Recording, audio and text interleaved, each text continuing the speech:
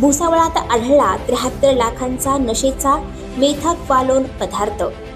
काही दिवसापूर्वी नाशिकला ड्रगचा मोठा साठा जप्त करण्यात आला होता। त्याचे थेट कनेक्शन 40 गावाशी उघड झाले होते।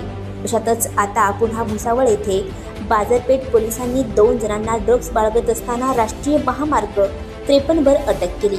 या कारवाईत तब्बल 73 लाखाचे मेथाक्वालोन जप्त करण्यात आले आहे।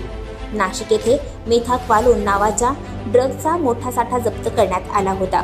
त्यावेळेस 40 गाव नाशिक असे कनेक्शन उघड झाले होते।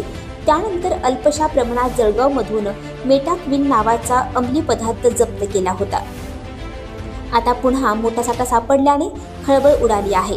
बाजारपेठ पोलीस स्टेशनला कार्यरत असलेले प्रशांत सोनार या कर्मचाऱ्याला मेथाक्वालोनचा पांढऱ्या रंगाचा बारीक दाणेदार मादक पदार्थ मोठा साठा घेऊन 2 जण फिरत असल्याची माहिती मिळाली।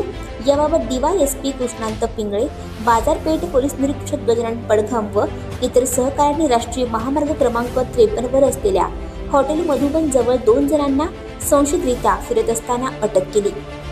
या दोघांची झडती घेतली असता त्यांच्याकडून 910 ग्रॅम मेथाक्वालोन, ज्याची किंमत 72,80,000 रुपये इतकी आहे, तो जप्त करण्यात आला।